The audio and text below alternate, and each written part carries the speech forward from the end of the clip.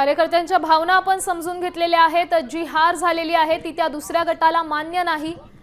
छत्रपती संभाजीनगर मधली ही सगळे दृश्य आहेत। इम्तियाज जलील आपल्या कार्यकर्त्यांसोबत बोलताना आपण पाहू शकतोय। काही वेळापूर्वीच त्यांच्या वाहनावर दगडफेक झाली।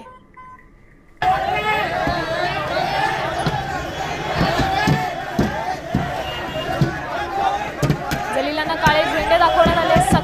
सकाळची काही दृश्य आहेत। जलील यांच्या रॅलीला काळे झेंडे दाखवण्यात आले। त्यानंतर त्यांनी आपला मार्ग बदलला आणि आत्ताचे ताजे अपडेट म्हणजे जलील यांच्या वाहनावर दगडफेक करण्यात आली। जलील यांच्या गाडीच्या काचा फुटल्या असून गाडीचंही नुकसान झालंय।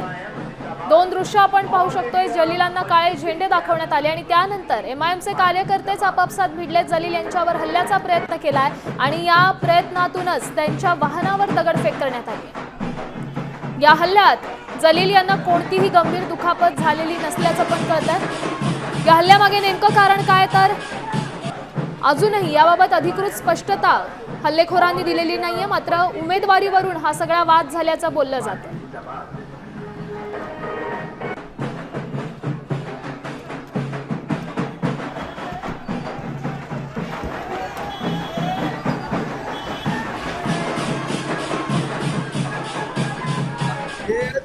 तर शहरात सध्या छत्रपती संभाजीनगरात सुरू असलेलं राजकीय वातावरण सध्या या सगळ्या घटनांमुळे चांगलंच तापलंय।